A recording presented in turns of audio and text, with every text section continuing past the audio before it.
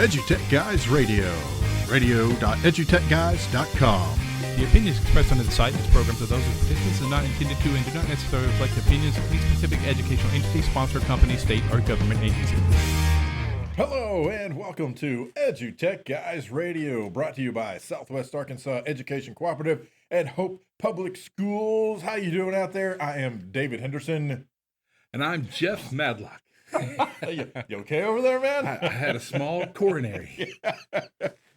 It was not pretty. No, it was not. Did you see that? I was like, a little worried. I thought I was about to have a heart attack. I was a little worried, man. I was scared. It was like, oh, we're live?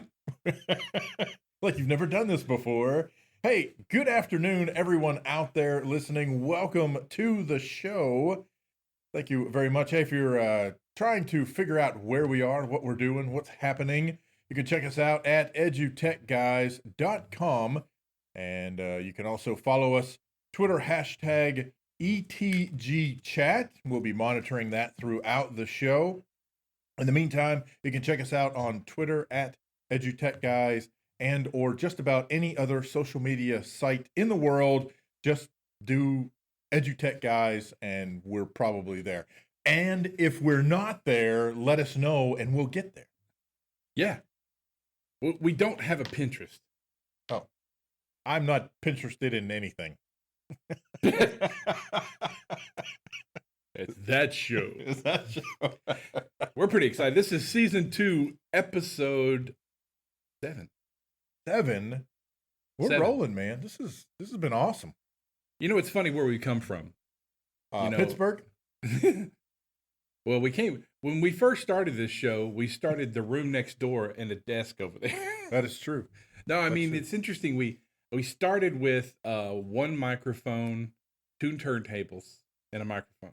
2 turntables and a microphone, and I learned to rock like a dynamo. Oh, sorry. I was flashing back to my childhood breakdancing days. I'm suddenly questioning this partnership. Just now you're questioning? Hey, good point. Good point. Yeah, we've come a long way. Today we're using some new mics. These are some different mics, and we're going to see how they work out together. So if you notice anything you'd like to tell us, like, hey, those microphones aren't working, they're too hot, they're not hot enough, what color are they? Well, we'll be happy to answer all of those. But no, seriously though, we're working out some not really issues, but we're working on some different equipment layouts for some of the stuff that we do. And so we've switched to these particular microphones.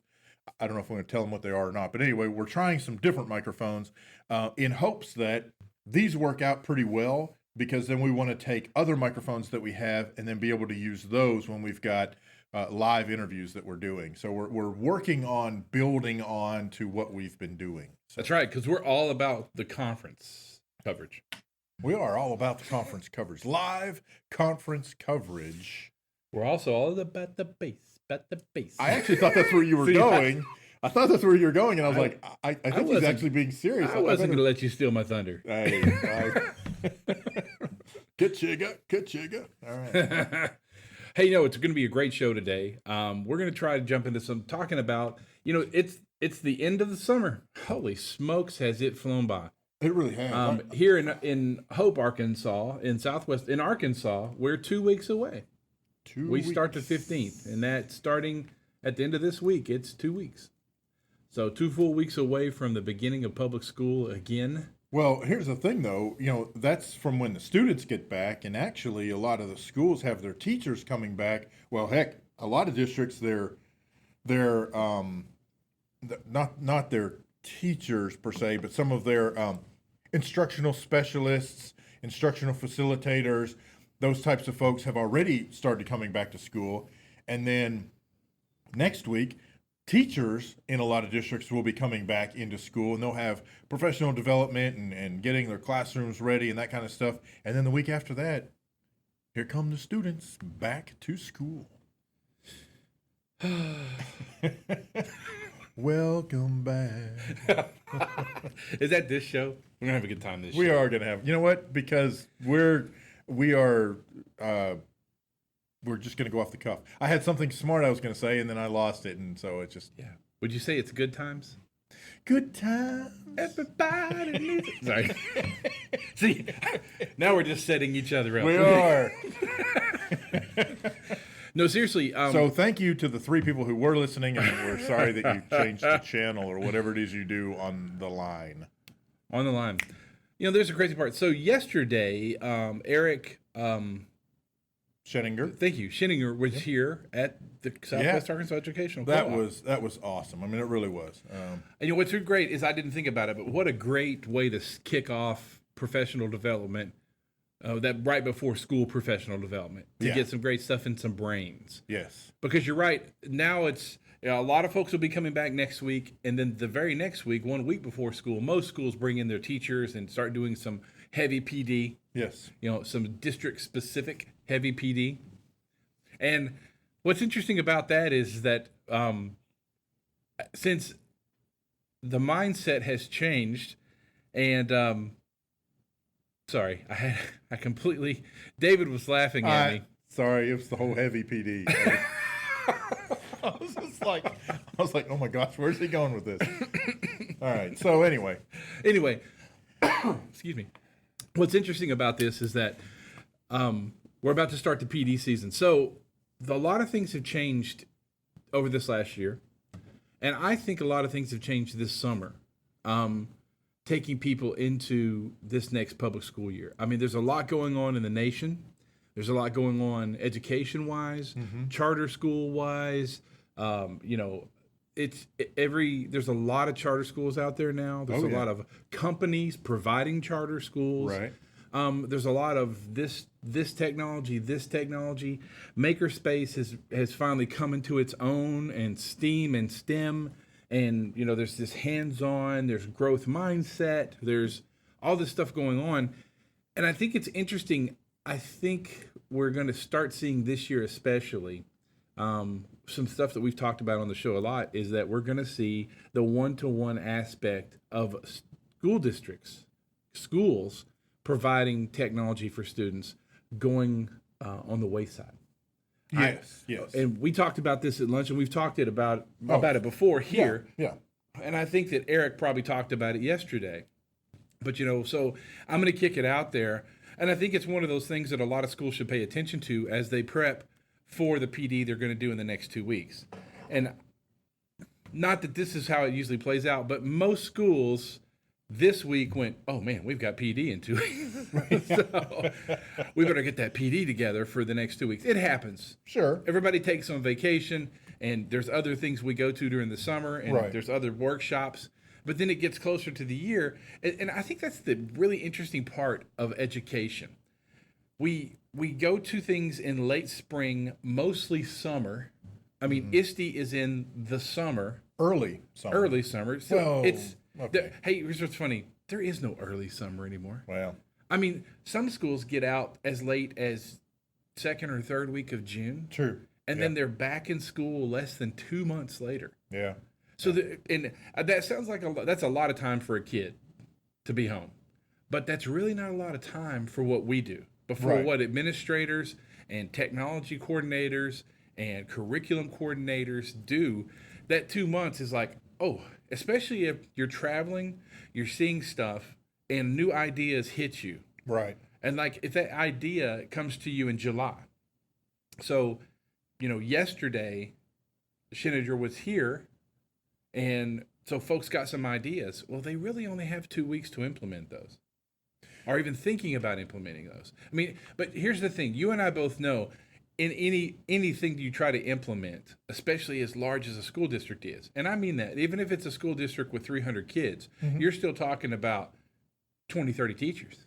Oh, well, yeah. And so now you're trying to get something together, and I've always been amazed about our scheduling. It's our scheduling, the way we do PD and the way we do new things. To me, it's more like we should have all of our big conferences in the fall and get all these new ideas going so that teachers can think, as they teach throughout the year, okay, how would I use this in my class next year? Right. And then in the spring, the district can go, okay, let's start getting this going. And so by the time school's out, everyone has some PD right there at the first of the summer. All right, let's do. We prep this thing in the spring. Let's PD in the first of the summer. Everybody go do your stuff. And when you come back, that PD we start with at the beginning of school is that refresher course. Yeah, yeah. So then, boom, oh, yeah, that's the stuff we were doing in the spring. We looked at all last year. It seems like we've got our schedule all screwed up. Now, then there's the other part of it. Education just never stops. I know people think of it as, August to June. But the interesting part is that it never shuts down. No, well, we're a company like anybody else. Well, right, and that's one of the things that we've talked about, and I'm going to do a little bit of sidetrack here for just a moment, and then I'll get back on. But we've even talked about, or I've even talked about on the show before, where a lot of, I think, my personal opinion is that we could fix a whole lot of things in education if we could stop, if we could take. If we needed 6 months, if we needed a year, where essentially the district could just, if we could just stop, get everything together, kind of reboot, get everybody trained up, everybody ready, and then when we do fire up again, everybody's rolling forward, we're all on the same page, all on the same track, and everybody's going along. Instead, we are, as we have said before, we're building the airplane in the sky while it's falling out of the sky. I mean, so that's to me, that's one of the problems with trying to change education. Now, getting back to the PD side, though, I totally agree. I think it would be potentially much more effective if some of the professional development were offered in sometime in the fall, mid to late fall. Mm-hmm. We could even look at early to mid spring. Because that gives people time to think about it, but then also allows folks to do the planning, the people who are in charge of whatever monies are going to be involved, to plan that out, and then come, July 1, when it's time for the new budget to roll out and what are we going to do with this, that can be planned for. Mm-hmm. Now, I will say that with Mr. Scheninger coming in here yesterday, and I don't know, I could probably call him Eric at this point. I mean, we've shook hands and there you go. Call him Eric. I'll call him Eric. All right. So Eric was here yesterday. That sounds a little. And by proxy, pompous. I will too. There you go. All right. I feel pompous saying that. Anyway, I digress often. Some of the things that he was talking about, and his focus was culture shock and getting. Now this was aimed at administrators, whether it's building level or district level, but could also apply to teachers who are leading their classrooms. Really invoking culture shock, changing the mindset of the entire, whatever, grade level, entire building, entire district, depending on what level you're talking about. And some of those things, with 2 weeks before school, how are you possibly going to implement those? But by the same token, there are pieces of that I believe anyway could be implemented in terms of maybe not full bore, but one of the things that he pointed out was, when he started out with he was a principal at a school, and they completely changed the way they were doing things in terms of instruction and technology and integration and the things they looked for when assessing students and how their lessons plan works. And I mean, it was really was a complete culture shift in the district. And he even pointed out and said, did I go out there and try to change everybody all at the same time? No, not everybody's going to change at the same time. But he went out and found, in his case, I think he said 5 of his, frankly, star teachers who he had a pretty good idea would be willing to jump on this and move ahead. And it turned out he was right. So I think that could be the same thing. Even though this training happened yesterday, and I sort of hate making time references in podcasts because, somebody could be listening to this, 6 months from now, and yesterday is not yesterday. So you mean July the 26th? So July 26th. Okay. So late July. So even though that this training took place late July, I believe that there could be some folks who were in that training who they are going to catch the wind in that sail and maybe not be able to affect a complete culture shift across the entire district or even in their whole building, or for that matter, even in their entire grade level. But if they grab onto it and they go, man, yeah, I think I'm going to start implementing some of these things in my classroom. Then at least it starts the wheels of the big machine of education turning in a different direction. And so if you have a couple of those folks and they each start spinning those wheels, getting those big cogs moving in a different direction to kind of change the direction of that ship, then I think it's all still worth it. Even though the most effective timing, maybe not, but at least you're getting some folks. Now, the other side of that, of course, would be follow-up, right? I mean, frankly, in the case of this particular thing that he was talking about, you bring them back and say, okay, here's a district and we really want to do this. We want to start this process. What do we need to do? We need your help. Give us some guidance. In that case, that training, I would definitely say, yeah, let's do that in the fall, so that in the spring we can start planning, implementing at least the early stages, and then by the time summer rolls around, that's where you hit hard and heavy, like you were saying, so that when the next fall starts up, folks are on board, ready to go. See, I agree with you 100%, and I think that's the interesting thing that's happening. Is that with what he's talking about, it's easy to implement. It's not easy to implement, but it's easier to implement. Yeah. For us to talk about integrating technology into a classroom via apps or one-to-one or this new piece of software, the Insight 360 or Google Classroom or something like that, we have to have everybody on the same playing field. Right. And so the problem that I have with finding your lead teachers is that sometimes doesn't work out. You pick 5 teachers and they have, it's 7 steps to Bacon. Unfortunately, they're not that close to Kevin Bacon, and one of them might be a phenomenal teacher, right? But really nobody else cares.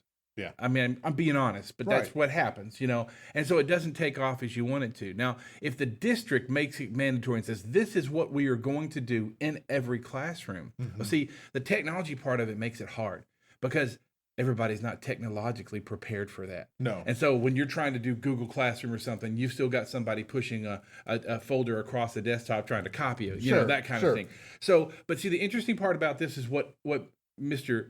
Scheninger is talking about is that, this has nothing to do with technology, really. We're going to make this happen. And then the best part is that, but then again, I do realize then you're right. How do you make sure it's happening? How do you do the follow-up on it? Well, now we're talking about an administrative observation piece that has to be put in to make sure that it is happening. But see, I think what he's talking about won't have to be done that way because it'll be visibly evident that it's happening. Sure. Because we're talking about baby steps to bigger steps to moving into this direction. And so, but I think we're both right in the sense that if you could start that in the fall, and then hone it in the spring so that even for like a place like the cooperative educational service centers, they could really, in April or May, they would love to know what you needed workshops on. Right. Yes. I mean, I truly believe the co-ops do a great job. The educational service centers do the best that they can for what they think you need and you think you need. Right. They're not in your school district. And if they are, they're in the school districts in little snips. So they need the response from a school district to, what do you need this summer for workshops? Because otherwise we're going to give you some of the same, what we think you need. Well, some of them do that. And granted, yeah, there's going to be some of that no matter what. I mean, frankly, no matter what kind of surveys you put out, no matter what kind of feedback you look for, ultimately, some of the stuff that an education service center offers is what the service center thinks the districts may need in particular areas. Now, I know in the case of Southwest Arkansas Education Co-op, we send out a needs survey. We ask the teachers, the administrators, staff, hey, what do you need? What would you like? What's going to help you? I think part of the problem is, I don't even think. I know part of the problem is, like with any survey, you don't get back enough responses to necessarily offer what the districts actually want or need. And when you probably say that's because they don't really know what they want or need. Well, and I think and I really do think that's a part of it. And sometimes that it's sort of, I mean, it doesn't really come out of the blue. I mean, we send out the surveys and we ask them what they want, and they're given plenty of time to respond. Some folks immediately jump on there and they respond. Other folks wait a little while. But it would be like me just walking up to you and go, "Hey, what training do you need right now? Just tell me right now. What training?" I don't know. What is it that I don't know that I don't know I don't know? Yeah. I mean, really, what is it I need to know? Well, I'm not sure what I need to know. So I think that's where, like what you were saying, if you have something, and I hate to use the word directive, but if let's say the top administrator, let's just say building level, right? The principal of the building says, "Holy cow, I went to this program and I love the idea of changing the culture of this building. We're going to meet and we're going to talk about changing the way we assess students, changing the way we assess our teachers, changing the way that we I don't know, even hold our classrooms. I mean, whatever, however all of that works. Essentially, we have goals A, B, and C we want to meet, and we are going to completely openly look at effective ways to be able to do that. Pretend we don't do anything. Pretend the slate is clean, or for that matter, don't even pretend the slate is clean. What's going to work? Things like, and this is one of the things that he talked about. He said they had quite a rain. Wow, it's raining. Sorry. We're like, what? He said they had quite a battle over the grading floor. That is, what constitutes an F? A 50? A 60? He said flat out, Eric said he wanted 60, a 60, and the teachers fought for 64. And so he, after they had their kind of knockdown drag out, that was something that he said, okay, that's fine. We'll you get go that, with that one, but I'm going to get the right, next. but I get this other. I mean, really, that was part of it.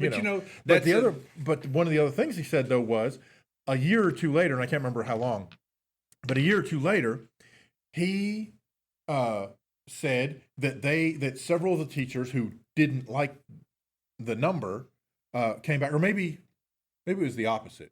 Maybe they agreed on 6. Anyway, some teachers didn't like the number, and they came back and said, "We want to change the grading floor. We don't like it." And he said, "Okay, bring me the research and the data that shows the number that you want is the most effective way to have the grading floor cut off." And he said, "And do you know how long it took them to come back with that research?"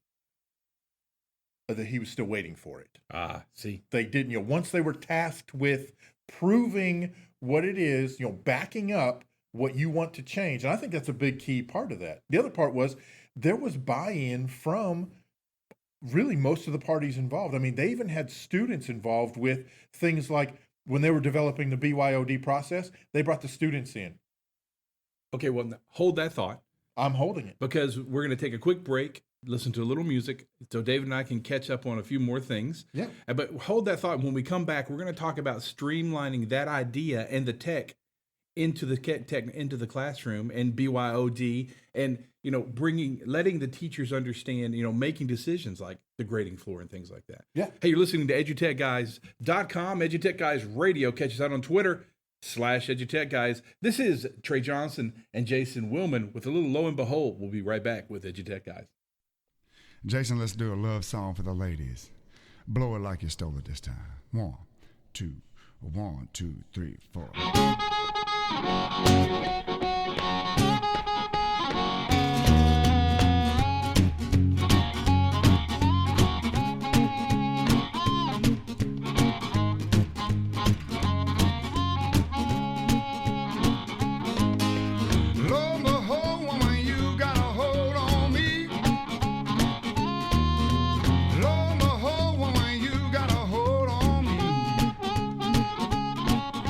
Truth be told, lady, ain't no way I'm gonna leave you be. So you got everything a grown man could want and more. You got everything a grown man could want and more. Every time I'm with you, baby, I feel like a fat kid in a candy store. You gotta shimmy and you shake and you strut when you walk. You're making my heart break and I stutter when I talk. And I can't believe, mama, that you're mine, all mine. Yes, if your love was a son, honey, I do believe I'd go blind. Play that thing, Jason, come on.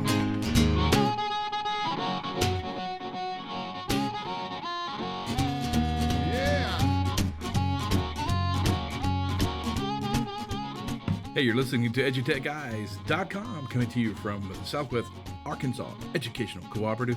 Stay tuned, coming back to talk a little about streamlining the tech to make a heck in the classroom. I can't get no rest, honey, when you're laying in my arms. 'Cause your ass is so hot, you keep setting off my smoke alarms. Yeah. So lo and behold, woman, you got a hold on me. Lo and behold, woman, you got a hold on me. Yes, and the truth be told, lady, ain't no way I'm gonna leave you be. I said the truth be told, woman, ain't no way I'm gonna leave you be. Trey Johnson and Jason Willman. That's Lo and Behold here on EduTech Guys Radio. Thank you very much for tuning in. I'm David Henderson. Hey, I'm Jeff Madlock. Awesome. We had a great discussion there before the break. We're going to pick it up now with streamlining the tech to make a heck. I just wrote that in the notes. You know, what I was getting at there was just about what we were talking about. So getting into this whole thing with Eric Schittinger, you know, the technology doesn't matter. It's actually just a whole new mind thing. Right. But the key part that I think, and something we started the show off getting ready to talk about, and we talked about at lunch, is that I really truly believe we're at a point where the tech doesn't matter. It does matter, because I think that when you're making all these decisions, then we have to say, if you're making a decision on where the grading floor is, then you make a decision on, okay, what are the kids going to turn in? How are they going to turn it in? What's the technology that we need to have? And let's keep it realistic and let's keep it attainable. Exactly. So, you know, right off the bat, it's either going to be Office 365 or it's going to be Google Apps for Education. Now, with most schools, it's going to be Google Apps for Education because it's free. Sure. So, you know, I mean, across the board. So I think that's the really interesting one, is that, so now we're at a point where it's no longer about, well, I need to watch the kids, what they're doing. I need to pay attention. You know, no, it's, and I don't know if he talked about this. I always say, instead of giving them 50 questions, give them 500 questions. Well, yes, he talked about that, but in a completely different direction. His perspective is, rather than giving them 5 questions or 500 questions, you give them, let's say it's 5 questions, but make sure that they can't Google the answer to those questions. Yeah. Make them higher order thinking questions. I mean, in fact, that's one of his big things. If you can Google the answer, it's not a well formulated question. So instead, students can use the internet, Google and whatever else, for research purposes to defend whatever answer they're giving, but the pat answer itself is not something that can just be easily looked up online somewhere. Right. You know what's funny about that is that you said that at lunch, and I've been thinking about it since then. And you know, I'm always thinking about what the teachers are going to do to prep for that. And I'm not bad-mouthing teachers. They're just really busy. You know, making lesson plans in the 21st century is a lot harder than it used to be. Sure. And it's also easier because there's more valid information to gather quicker than it used to be. Sure. But there's an interesting part of that, and I said at lunch that if we're sitting in a workshop with all teachers and administrators, all public educators, and someone asks a question, how many people immediately go to their phones or to their devices to Google it? Sure. Now, the interesting part about that is it's like anything else. Class, I need you to make for the science project in 2 weeks a volcano. Right. Here's the minimums and here's the maximums. Mm-hmm. There is no maximum, but here's the minimum you have to do. Now, for decades, the majority of the class will do the minimum. Sure.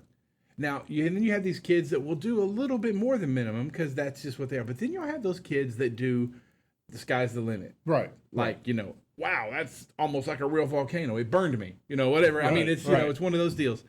And that's always going to be there. And so the interesting thing about, if you can't ask a question that's not easily Googleable, then I have to question that statement. But I agree with the statement. I wish that we could all make questions like that. But at the same time, our job has to have a ground floor.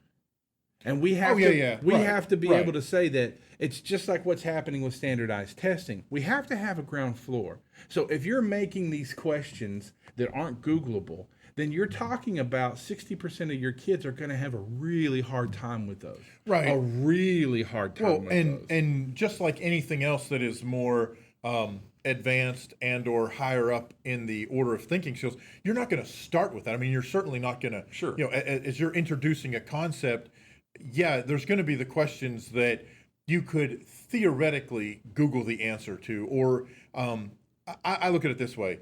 When my kids are doing math problems, especially, I can't Google the answer to that exact math question. What I can do though is I can use Google and other resources, Wolfram Alpha, those types of things, to help me understand how to get to the answer. It's not going to give me the answer. Okay, and some sites actually will give me the answer. I was going to say, in this day and age, you can pretty much Google much every math question. You could plug it in and just about get the answer.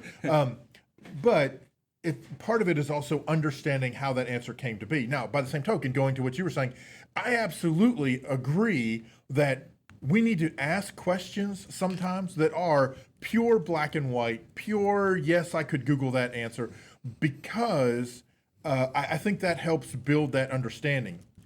Does it test the understanding and knowledge? Depending on what you're trying to build and depending on what you're trying to accomplish, possibly. And again, this is just my thinking of this, my opinion. But if everything you do is multiple choice and everything you do is short answer, then no, that's not getting anything. I mean, I don't know. I think back to the many classes that I've had in which that's exactly how they did it. And how much do I remember of those? Almost nothing. I mean, seriously, almost nothing. Right. I had an advanced math class. Well, it was advanced for me. I had a math class in which we were talking about functions and correlations and 1-to-1 correlation and 2-to-1 correlation. I don't remember any of that. You know what I remember? I remember the teacher telling me that a 1-to-1 correlation for his demonstration was taking 2 quarters and putting them in a Coke machine and pushing a button to get a Coke. That was 1-to-1. You put money in, get a Coke out. I'm like, okay, I got that. Do I remember all the formulas and how? No, I don't remember any of that stuff. Right. So. Well, the good doc is always on the chat, and he said, if the first result is Yahoo answer, it's almost a good question. That terrible Yahoo hating going on there. Dogpile. But okay, so that was that. I didn't want us to get in an argument over that, which we're not an argument. Oh, I'm not arguing. Sometimes we argue. Well, it's good for us, though. It's good for everybody. But so having said that, so let's talk about how to streamline this tech into the classroom. So we're going to kind of go in a little bit different direction. Yeah. And I think that we've talked about this 100 million times on air, off air, at lunches, dinners, driving down the road. I believe we're at the point now where it's time for the schools to define what they need from the students and the device that the student needs to provide. And the reason I think that that's a part of... Wait. That the student needs to provide. Okay. BYOD. Yeah. Okay. Yeah. So bring your own drink. That's why I hate BYOD, because, that's the old college thing. Bring your own drink. Right. Okay, what? Yeah. But yeah, bring your own device. But I think it's time where, we're no longer asking kids for matte pencils and graph paper. We're not asking them to bring, Trapper Keepers. Right. And, we need a blue 3-hole punch notebook and a red. We're not doing that kind of stuff anymore. Because we don't use that kind of stuff anymore. Right. But so I think it's time that we say your student needs this device that does this 10 or 15 things, and these are the different ones. You can buy any one you want, whichever one's most affordable for your child, as long as it does this thing is most comfortable for them. So if a family has a child with a visual handicap, then they go, well, we're going to need something with a big screen. So that's on you guys, Right. And I think that we're in the day and age where we can have companies help us provide that for our parents. The reason I think that's going to help streamline it is multiple things here. It's not a give me. Right. And so the kids' care and protection of the device is on them because we don't own it anymore. Right. And, as anything, roads are not owned by us. So we drive a road, but when I see a pothole, you don't see me pull over and fill it. Right. Right? I mean, even though I Right. might hit it every day on my way to work. Right. It's not my job to fill that pothole. It's funny, I use it every day. Yeah. And actually some of my taxes pay for it, a Right. couple of pennies, but I'm probably the one that helped create that pothole. But that's what I like to look at it as. That's kind of how devices are treated that school districts provide. It's just a road and that's not mine. So Right. if it Right. breaks, they got to give me another one or they get this thing fixed. Right. Same mentality. I think that fixes the problem. But the other thing it does is that when the teachers know going into it that these are the 15 things that the devices are going to do, and this is what I can expect to get from it, that sure does make it a lot easier for them. Right. That they can say, okay, now when I'm doing this, I know that I can get this output from it because I know that we've standardized this output. Right. Which helps to make the teacher say that they can just get back to teaching what they want to teach. I need a report. I need a presentation. I need you to compare these 3 pictures with these 3 pictures or this graph. And I need it turned in tomorrow. Right. Using whatever device you Right. happen to have, Right. using any of these various apps that you have Right. access to. And in some cases, maybe I give you a list of, okay, you can pick from, any of these 25 apps. You can use one of them. You can use all 25 if you think Right. that's what you need. Or but you have to use these. Or if, depending on, the scenario and the class and whatever, it might not even be a list. Here are 25 apps you could use, but if you find something else you like and it Yeah. still accomplishes the goal and the objectives, and you can demonstrate that you understand the concepts that we've discussed and that need to be met in this particular project, then you use whatever you want to do. Just kind of like what we were talking about at lunch, if a student decides that that they're going to build or demonstrate their knowledge. Well, actually, let's just use your example of the volcano. So let's say a student's going to demonstrate their knowledge of how volcanoes work. And one student does the old school paper mache volcano gurgling, bubbling. Great. Another student decides they're going to show their demonstration through a Minecraft map that they build. And another one, uses Google SketchUp or whatever other means. And then some student uses some program that we basically haven't heard of before, or some program that you never would have thought would have been a program to use for that. But they're able to demonstrate their knowledge. They get all the points across. They meet all of the A PowerPoint items with on the different levels rubric. of how it blows up or Exactly. that kind of stuff. Yeah. Whatever it takes. They meet the letter of the rubric to wherever they're hitting that scale. Then there you go. And that, my friend, takes us to exactly where Mr. Schinninger was talking about. That opens their minds up to, well, I'm just going to do it with a PowerPoint, but I've got to show every step of it.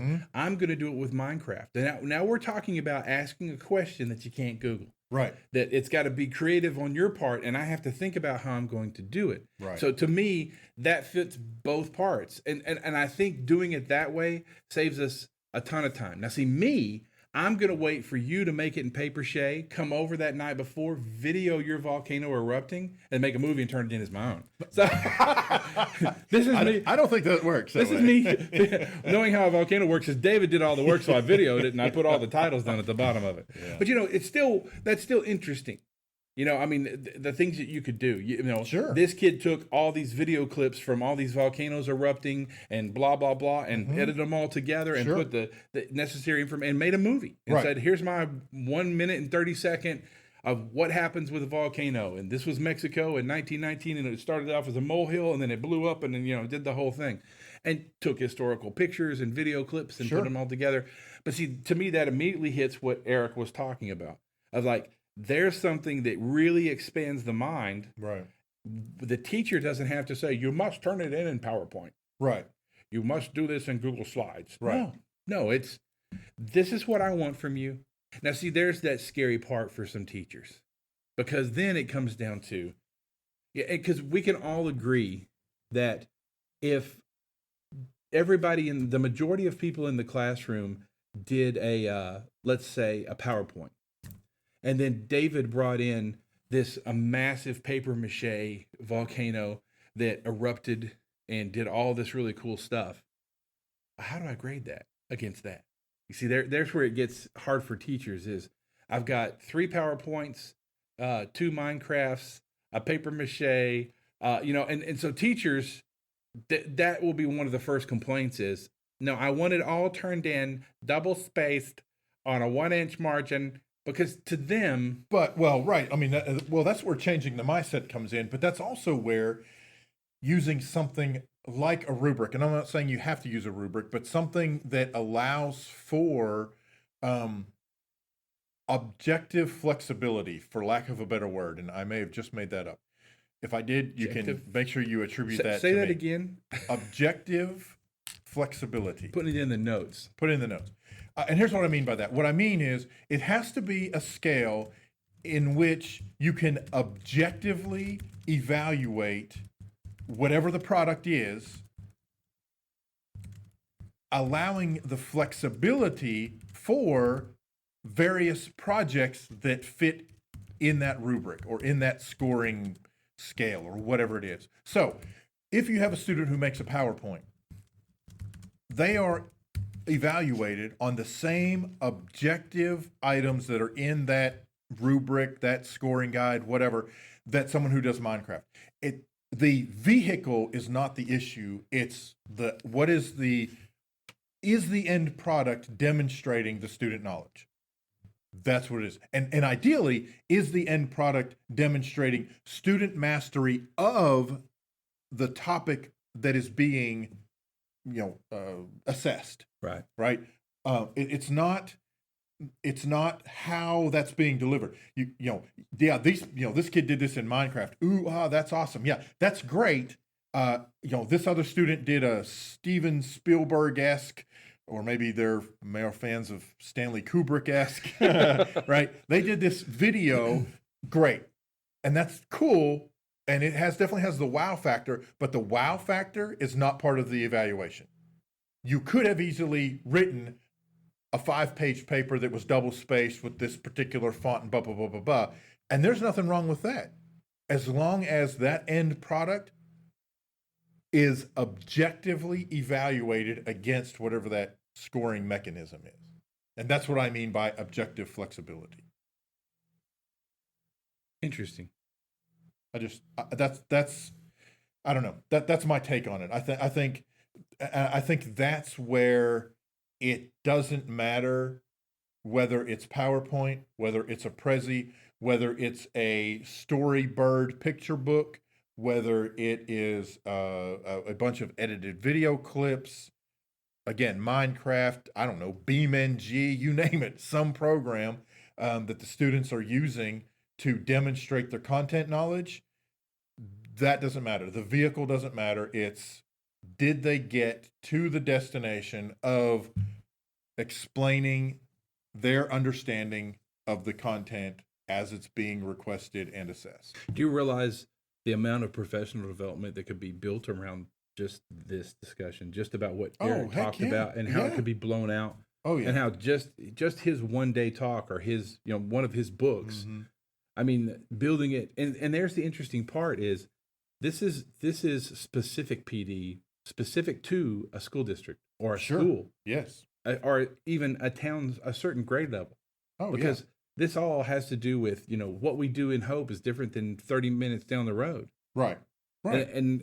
But I see where this ties into making it even rougher, to get the right PD.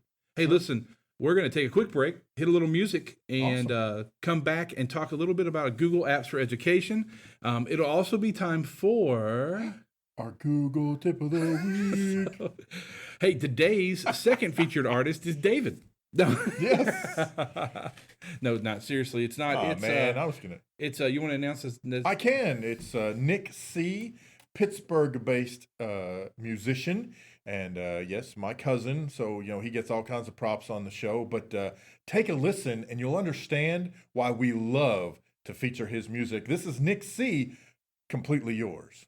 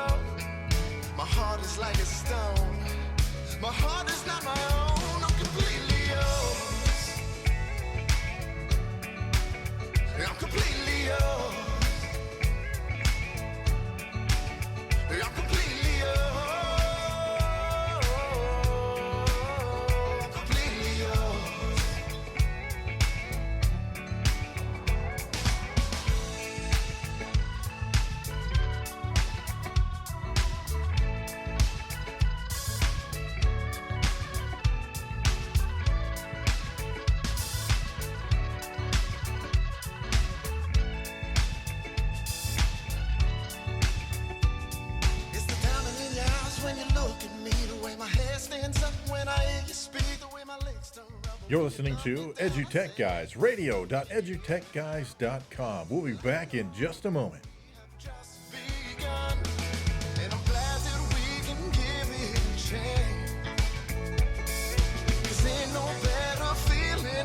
Falling in love, my heart is not my own. It's sinking like a stone. I'm completely yours. I'm completely yours. I'm completely yours. I'm completely yours. I'm completely yours. I'm completely yours.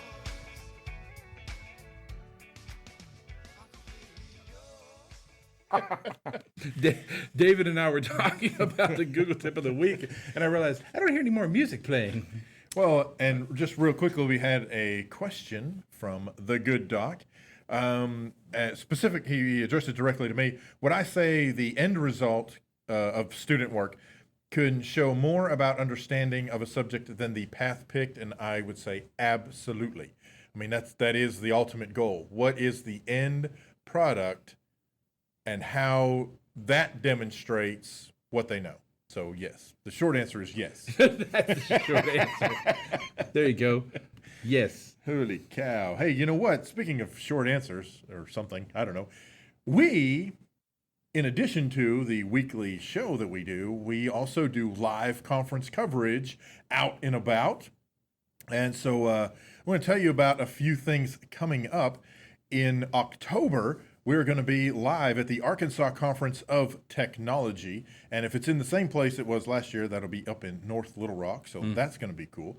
And then the end of November, 1st of December, we're going to be in Savannah, Georgia at the AESA. That is the Association for Education Service Agencies Conference, providing live conference coverage there. And then in January, we're going to be in Orlando at FETC, FETC.org. I'm excited. I think it's going to be very cool. I'm looking forward to getting out there and hanging out with the folks and learning what they learned through them. We get to attend these conferences kind of vicariously through the participants and the presenters and the vendors. So it's very cool. I love sitting down and having folks sit down across from us and just talking. It's awesome. You know, I think that's what's interesting is that we're usually at the end of the first day, we're both like someone had beat us to death with a 2x4. And I think that's why we're so worn out, is because we're experiencing this conference new each time someone sits down and tells us why they're there or what they do or where they're from. And it's like, oh, wow. You know what I mean? Yeah. And people, I guess people like us because we are genuinely concerned about, you know, who you are and where you're from and what you're doing. Because, you know, I like to meet people. And, it's a lot of fun. I'm looking forward to it. I think that's one of our favorite things that we do is conference coverage. Yeah. And that's I think that maybe that's why people like us, because that's one of the favorite things that they like that we do. Right. So, right. Listen, we were just talking about PD, streamlining tech into the classroom, keeping it simple, BYOD, and what's coming up for all you getting ready to start school this year. And one of the big ones is Google Apps for Education. A lot of schools use those. Yeah. And so if you're doing some PD out there on Google Apps for Education, hey, let us know. Drop us a line. Hit us on Twitter, EduTechGuys, at EduTechGuys. Catch us on Facebook, EduTechGuys. Let us know what you're doing for Google Apps for Education. It's just a fat ginger with, you know, a couple of decades of education technology behind him here. My best thing to tell you is little pieces. Yeah. If you're bringing in your teachers for an all-day workshop and you're going to attempt to cover all of Google Apps in an all-day workshop, you're not helping yourself or them one bit. I think the best thing to do is break it up into little bite-sized pieces. Don't worry about stuff like extensions and things like that. Just get really into the guts of, say, Google Docs right off the bat. Yeah. And the myriad things that you can do in there, and then work your way to presentations, and then work your way to sheets and things like that. Google Drive alone, nesting folders, building turn-in folders for your students, building public folders to house lesson plans for teachers. That's a good 2 hours, 3 hours. Oh, yeah. I mean, you can really get into, you know, how that happens and how the hierarchy of sharing and rights work, and really get people, you know, talking about what they can do with it. And I think that's a big deal to me that we found in our workshops is we talk about what you can do. Mm-hmm. And then we always end up having this kind of bullpen session where the people in the workshop tell us their sudden ideas about, well, I could use it for this, couldn't I? Yes. Yeah. I mean, that's, to me, that bullpen session is a real big deal. Well, and I think that's one of the biggest. I don't know. That's one of my favorite parts of the professional development that we offer. Like, you know, if we go out to a school, which we can definitely do for you, if you're out there listening and you want some professional development, we like to talk, obviously, about how to incorporate podcasting. We can also show you how to tie that into Google Classroom, that type of stuff. Mm-hmm. But to me, that's one of my favorite parts is when we get to the end, and that's when we have those kind of light bulb moments. You know, where the participants are kind of all yelling at us these different ideas that they're getting, and it's things that, you know, we certainly haven't necessarily thought of, and definitely things that other folks in the room may not have thought of. Or, you know, we did one where one person spouted out one idea of how they wanted to use it with their students, and then that sparked an idea in another participant, and they were like, "Wait a minute. If I took your idea, but I put this spin on it, I could do this." And it was just like pop, pop, pop, pop, pop, pop. I mean, it was popcorn. It was cool. Yeah. I really enjoyed that. So, I like that a lot. So there's just a little tidbit from us on if you're getting ready to do that PD and maybe you're listening to the show or you have some input on the PD for your district, your school, that kind of good stuff. Yeah, so, man. So you know what time it is? It's time for the Google tip of the week. Google. I couldn't remember if it was an app, a tip. Let me try that again. It's actually it's just it's neither really. I think that's what my problem was. Yeah, I got hung up. There'll be a lot more Google apps and tips coming. This is all about Google, though. I mean, I guess we're pretty big fans of Google, aren't we? We like Google. We like Apple. We like. Pretty big fans of Google, though, I think, probably. Well, yeah. Well, the Google Education for I'd be a Education bigger fan blog. if they paid us something. Yeah. The Google for Education blog. That's Google for F-O-R Education. F-O-R-E-D-U-C-A-T-I-O-N. Google for Education.blogspot.com. Great place to follow. Monday, July 18th. This is kind of an old one, but we were real busy last week and we didn't get to this one. They're congratulating the 2016 Google Science Fair Community Impact Award winners and regional finalists. Man, that's a mouthful. That is a mouthful. I don't think you were ready for that. What's interesting about it is Google, it's not just about Google. Google has their finger in everything, including science. Which what's interesting about this one is that they've got the winners from around the world. Interesting enough, 1, 2, 3, 4 of them have to do with water. From North America, a young man, Alex, his is about seashells for water safety and creating a cheap, inexpensive filters to remove lead from drinking water, which in this country, in the United States, it still actually affects like around over 6 million people across the United States. That's a lot of people. That is crazy. I know there's 400 million people in the country, but 6 million in this country, you're still getting lead poisoning. From Latin America, Better Water for Brazil with Seed Magic. That's probably a great read.Ese are all readable from the website. Asia, Keeping Fishermen Safe at Sea. Yeah, man. Africa, No More Thirsty Crops. It sounds like a lot of water stuff. Well, but think about it. That's one of the biggest problems we have is water pollution, drought. Yeah. Yeah. I mean, that's and it's funny, safety at sea for fishermen. We forget that a large portion of this great big blue marble still gets most of its benefits and food source from the sea. Yep. So that's a big one. And then Europe, it was making turkey earthquake ready with recycled cans. I bet that's a pretty neat read. So there it is. There's your Google tip of the week. Check out googleforeducation.blogspot.com. You can catch a lot of great articles on there. It's their blog for education, and it goes and goes and goes and goes. So, David's giving me I'm giving you a one moment. I'm trying to look and see. We've got a guest actually scheduled for next week. Oh, we do. We do. Yeah, I get all confused. Yeah, we're gonna have John Otterstead, here next week. So Sweet. That'll be cool. We'll be definitely want to tune in. Next week we'll be getting really close to the start of school in Arkansas, and probably around the country. It's about that time.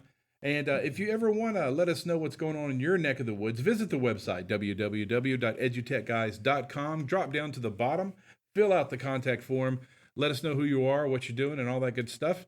If you know of a musician or musicians out there that would like us to feature their music, we're always looking for music. Have them hit us up, either Jeff or David at edutechguys.com. Catch us on Twitter, EduTechGuys, Facebook, EduTechGuys, Instagram, EduTechGuys. EduTechGuys everywhere. We're everywhere. Hey, listen, I'm Jeff Madlock. I'm David Henderson. We'll see you next time. You've been listening to EduTech Guys Radio, radio.edutechguys.com. The opinions expressed on the site and its programs are those of participants and not intended to and do not necessarily reflect the opinions of any specific educational entity, sponsor, company, state, or government agency.